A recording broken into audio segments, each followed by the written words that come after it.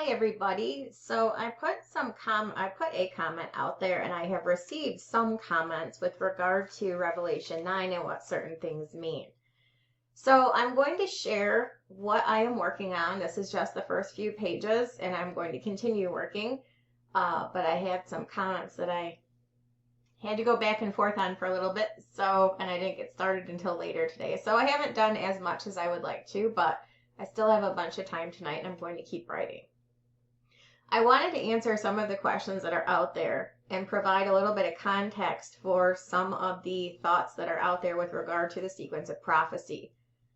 What I do want to point out through this, very much so, is that the trumpets are demonstrative of appointed times. Clearly, in Revelation 8, there was a verse that said that the angels were given their trumpets to sound. The trumpet judgments could not possibly be occurring if and since the angels have not yet been given their trumpets. The same is true of the things that will come out of the bottomless pit amidst those trumpet judgments. The bottomless pit is not opened. We see evidence of it being opened at a point in the future, indicative of an appointed time. And trumpet 6 is all about appointed times also. Trumpet 6 specifically states that there are 4 angels bound in the great river Euphrates, specifically appointed for an hour and a day and a month and a year for to do their thing. This is all about appointed times. The 70th week is an appointed time, and everything that will occur within the 70th week is also at appointed times. This is very structured, very ordered. It is not random. It is very, very specific. This is what I try to stick to when I go through prophecy. And I realize that some of what I am saying is not common, or maybe you've never heard anyone else say some of the stuff I'm saying. And typically I would not promote being the only one to say something, because if you're the only one who says something, then there's probably a good chance you're not right. But I have done my best to stick to the integrity of Scripture and to interpret it specifically based on what it says. So I'm sorry if there aren't other people out there that you've heard saying the same things. I'm going to bet that someone out there is, and you just haven't stumbled across them yet. With regard to why other prophecy teachers are not teaching the same thing I am, I couldn't answer that. Because first of all, I don't know what they're saying, and second of all, I'm not them to be able to answer that question. You would really need to ask them why they're not saying the same things. And my guess is they don't care about what I'm saying any more than I probably care about what they're saying.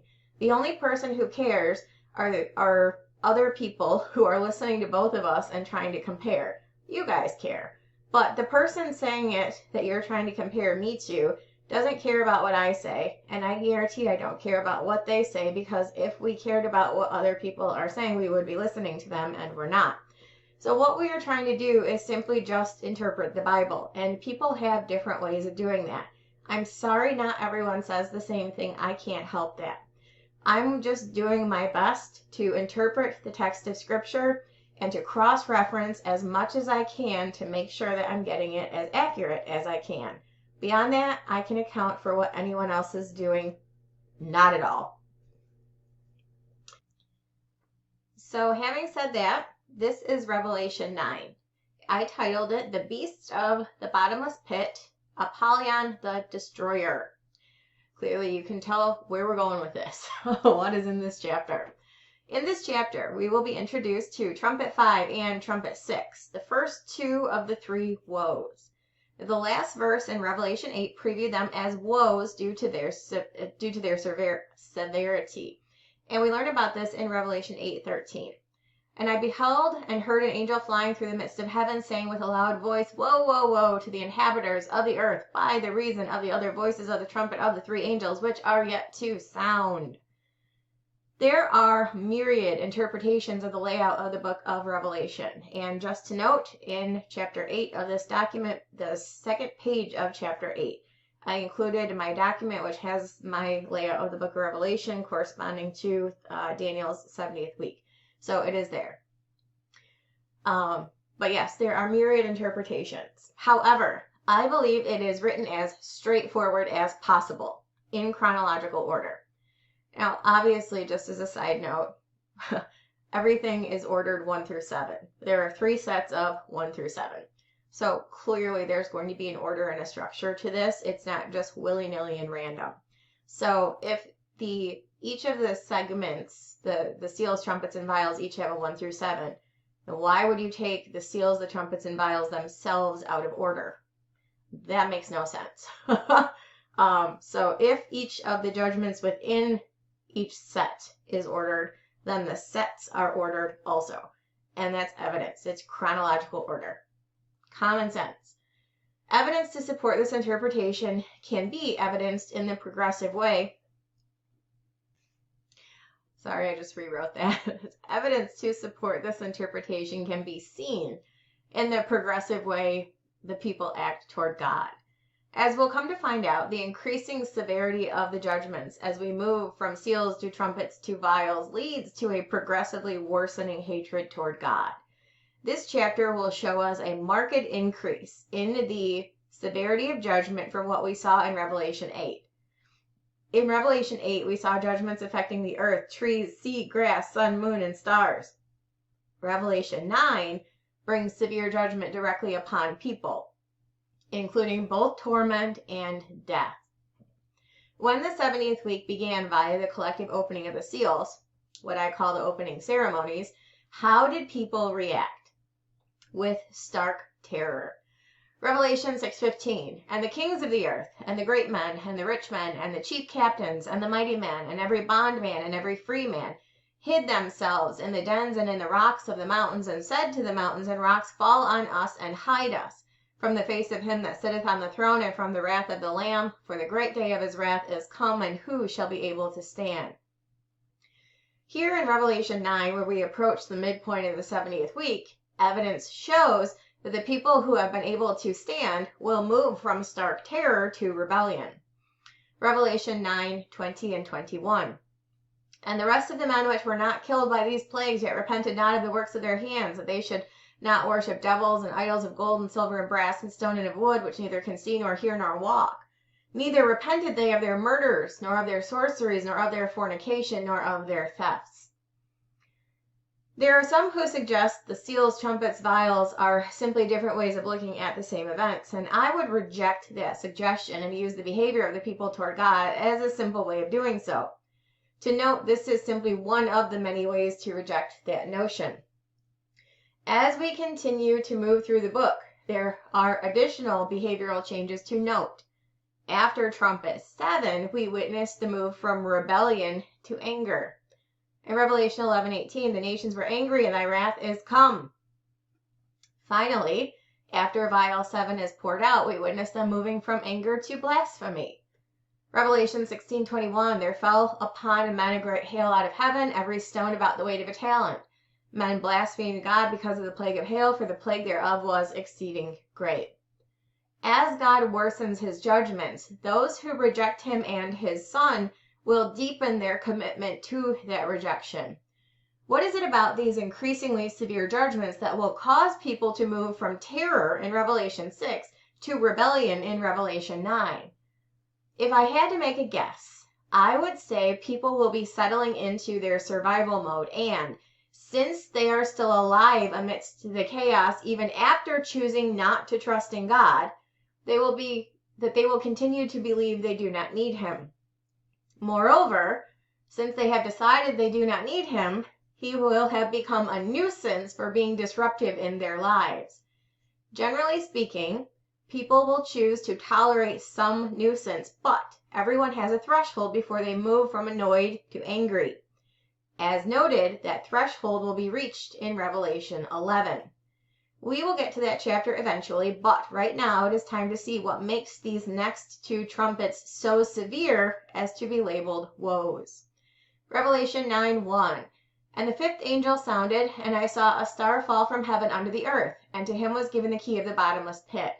And he opened the bottomless pit, and there arose a smoke out of the pit, as the smoke of a great furnace, and the sun and the air were darkened by reason of the smoke of the pit. These verses illustrate portions of what Seal 6 will be all about. Now, as I discussed in Revelation 6 and 8, the seals are removals of restraint, and what they are restraining are things that will impact the whole of the 70th week. Case in point, Revelation 6, 12, and 13. And I beheld when he had opened the sixth seal, and lo, there was a great earthquake. The sun became black as sackcloth of hair, and the moon became as blood, and the stars of heaven fell into the earth, even as a fig tree casteth her untimely figs when she is shaken of a mighty wind. The first of the two pertinent references is to the stars of heaven having fallen to earth. Here in Revelation 9, one of those stars is given the key to the bottomless pit so it can be opened. The second of the two pertinent references is to the reason for which the sun will become black as sackcloth of hair and the moon as blood. The smoke coming out of the pit, as the smoke of a great furnace, will pollute the air to such an extent that it will give the sun and the moon altered appearances when viewed through the smoke from earth. Before we proceed, I want to make a specific point that will be evidenced as we move through the contents of Trumpet 5 and Trumpet 6. Both of these woes regard specifically appointed times. The bottomless pit is not presently opened. There is a very specific point in time where it will be opened. That means nothing that regards what comes out of the pit can occur until, at a minimum, the pit is opened. The same thing was evidenced in Revelation 8 when we saw the angels being given their trumpets to sound. Clearly, the angels could not sound their trumpets if they did not even have them. The same will hold true for what we see coming out of the pit in Trumpet 5, the demon locusts, as well as what we see coming out of the pit in Trumpet 6, the beast, the angel of the bottomless pit, Apollyon the destroyer. Nothing can come out until after the pit is opened. Revelation 17:8. The beast that thou sawest was and is not, and shall ascend out of the bottomless pit and go into perdition. And they that dwell on the earth shall wonder, whose names were not written in the book of life from the foundation of the world, when they behold the beast that was and is not and yet is. Apollyon is not, because he is presently confined to a place we are just now seeing opened. However, even though the bottomless pit is being opened, his appointed time to rise is not yet. Returning to Trumpet 5, let us learn about the demon locusts. Below are the remaining verses of Revelation 9 pertaining to Trumpet 5. Revelation 9:13. Revelation 9:3. Sorry, I had to pause it and add one more verse. Revelation 9:3. There came out of the smoke locusts upon the earth, and unto them was given power, as the scorpions of the earth have power. And it was commanded them that they should not hurt the grass of the earth, neither any green thing, neither any tree, but only those men which have not the seal of God in their foreheads. And to them it was given that they should not kill them, but that they should be tormented 5 months. And their torment was as the torments of a scorpion when he striketh a man. And in those days shall men seek death, and shall not find it, and shall desire to die, and death shall flee from them. And the shapes of the locusts were like unto horses prepared unto battle, and on their head were, as it were, crowns like gold, and their faces were as the faces of men. And they had hair as the hair of women, and their teeth were as the teeth of lions. They had breastplates, as it were, black breastplates of iron, and the sound of their wings was as the sound of chariots of many horses running to battle. They had tails like unto scorpions, and there were stings in their tails, and their power was to hurt men 5 months. And they had a king over them, which is the angel of the bottomless pit, whose name in Hebrew tongue is Abaddon, but in the Greek tongue hath his name Apollyon. One woe is past, and behold, there come 2 woes more hereafter.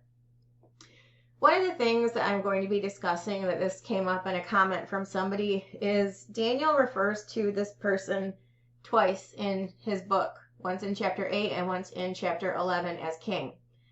In contrast to the rider on the white horse in Revelation 6, who Daniel refers to as prince, the prince that shall come. And the person said, why couldn't the prince have been elevated to a king? Because he's not the king of people. He's the king of the locusts. If you guys were unaware, this is in the Septuagint, Amos 7:1. This is one of the main reasons that we know that, among other things, and not even one of the main reasons, just one of the reasons, that we know that Gog and Magog occurs prior to the start of the 70th week, because Gog is called the king of the locusts. Thus the Lord showed me, and behold, an early offspring of grasshoppers coming, and behold, one locust larva, Gog the king. This is the same locust army that is described in Joel 1 and 2 that will devour the land and the people, and that Jesus will eventually do away with at Armageddon when he saves people from the ramifications of this locust army.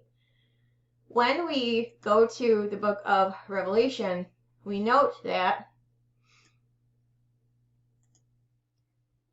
here in Revelation 9:11, Gog is no longer the king of the locusts. The king of the locusts is the angel of the bottomless pit, who is Abaddon/Apollyon. Because Gog was killed and given a resting place for his dead body in the valley of Hamon-Gog in Ezekiel 39. So the locusts don't have Gog as their king anymore, they have this guy.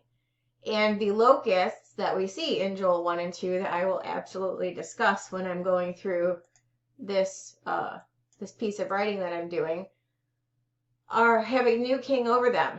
And he's not moved from prince to king, because it's not talking about people. You're not talking about a man ruling an empire. His dad was king and his dad died, and so now he takes his dad's place as king. You're talking about ruling power over demonic entities.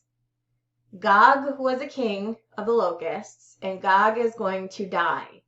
This is part of the reason that I have stated that Gog is supernatural. Because even though he's given a resting place in the valley of Hamon-Gog, he is described as a king of the locusts. And the locusts in the book of Revelation and Ezekiel, wherever they're mentioned in Joel, they're supernatural. When the bottomless pit is opened, the very first thing that comes out of them is the very first thing that comes out of it is a locust army. And the king of the locusts is a new person. That is why Daniel refers to him as king. Not because he started out as a prince and he got elevated in status to a king. Because he's the king of a supernatural army. He's the king of the locusts. And to this point, I just want to make sure that we're aware that Daniel refers to him twice as king. If we were intended to ever realize that he was a prince, he would have been described as such. The two references to him as king, this beast, this angel of the bottomless pit, when he rises, this Apollyon. It would help if I went to the right book.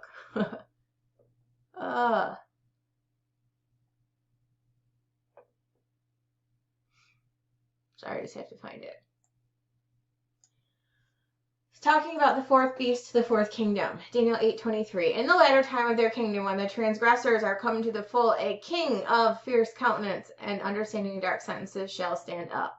His power shall be mighty, but not in his own power, because Revelation 13 tells us Satan gives him his power. The dragon. He shall destroy wonderfully, and shall prosper and practice, and shall destroy the mighty and the holy people.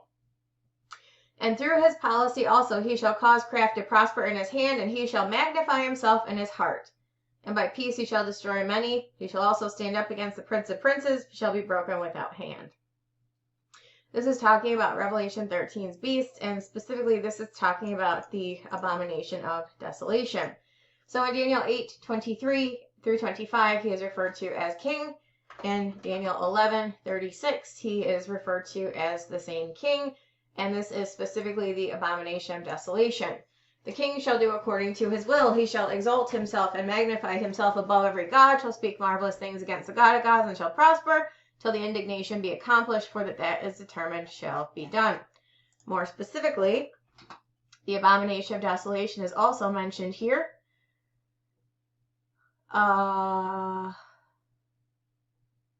Behold, in this horn, this is the little horn that comes up among the 10. Were the eyes like the eyes of a man, and a mouth speaking great things. I beheld, because of the voice of the great words which the horn spake.